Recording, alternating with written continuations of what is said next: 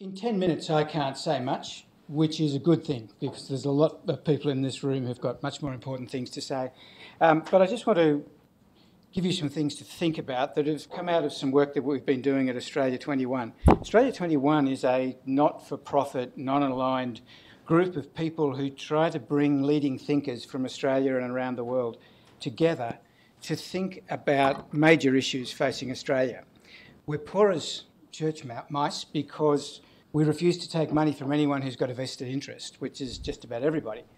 But anyway, a few years ago, we convened a series of roundtables around Australia to essentially ask people, what are we going to do about ecosystem services?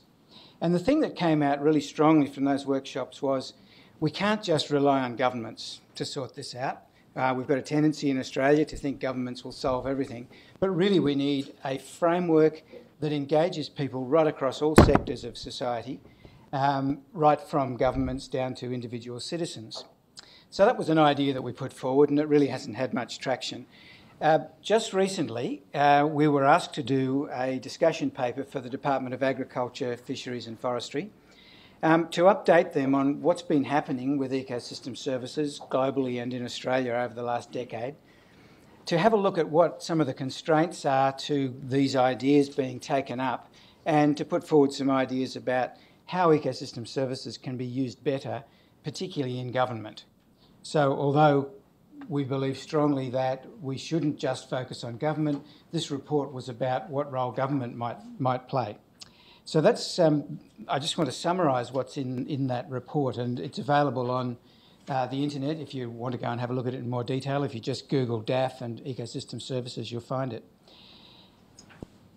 So one of the conclusions was that the state of the science in ecosystem services has improved immeasurably in the last decade. Many of the constraints that used to keep economists and ecologists arguing with each other have been removed, and I'm not going to go into that now. I'm sure that'll come out later in the day.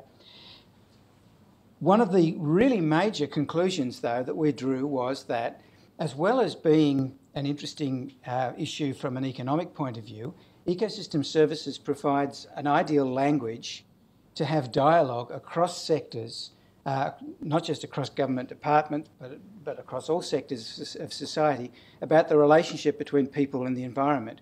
To some extent, we haven't really had that language in the past.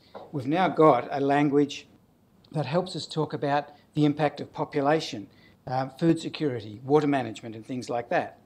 Why is that such a big deal at the moment? Well, firstly, we are getting, I think, a change in Australian society in that we're no longer happy to just leave it to the government. More and more stakeholders are wanting to be engaged in debate about our future. We've got a number of so-called wicked problems looming. So these are problems that don't have an obvious solution. Everybody has a different expectation of how to address these problems. So things like climate change, population, food security. And when you're dealing with these sorts of problems, the approach that's recommended in policy is you need to engage all the stakeholders in dialogue so that we get a common understanding of the issues, and we get at least acceptance when decisions are made, even if we don't all agree on that the decision is the one that we're most happy with. So we've got this challenge that's facing government. They really need to engage with stakeholders about these issues, and we've got a language that can be used to have that dialogue. So the recommendations that we put to government were, there's three things that you can do to improve situations here. First is promote this common language. When we talk to people across government, we find that most people have never heard of ecosystem services. They don't really understand what's going on with the environment. If we start to promote the language of ecosystem services as a way to have this sort of strategic dialogue across departments, we might be in a much better position to think about the way that policy decisions in different departments interact with the environment. So it's not just the Environment Department or the Agriculture Department, Treasury, the Family Services, all parts of government have some relationship with the environment. And so what we'd like to see is whole of government dialogue about these issues and how they affect our future. Unfortunately, when you talk to people in government, the first thing they say to you is, well, that's not the way government works. We divide problems into bits and we deal with the bits. So we've got to have that change. We're not going to be able to have a strategic approach as a nation unless we can have that dialogue. And we also need government to help encourage this sharing of responsibility across society. Now, that all sounds very utopian, but we think that unless we get to that point, we're really not going to be able to really engage in this debate. So I'd just like to finish off with this diagram, which comes from a business strategy book called Blue Ocean Strategy. And the authors identify these 4 hurdles to getting good strategy adopted in business. There's the cognitive hurdle, which is about people not understanding the issues, and we certainly face that at the moment. As I said, very few people in key decision-making positions understand ecosystem services and their significance. We've got the political hurdle, which is partly about risk aversion, because politicians really don't want to open up this sort of debate because they're not really quite sure where it's going to go.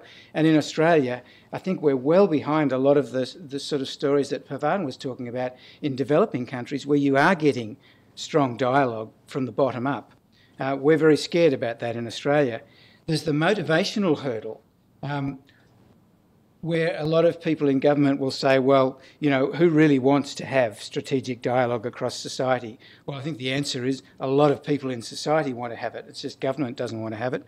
And then there's the resource hurdle. There's the idea that this is far too expensive.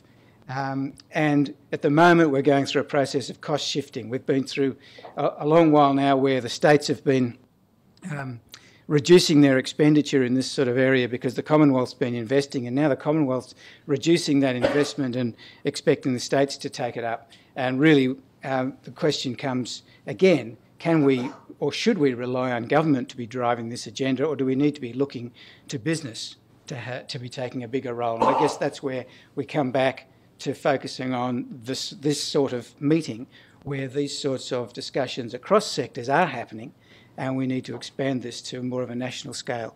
I'll leave it at that.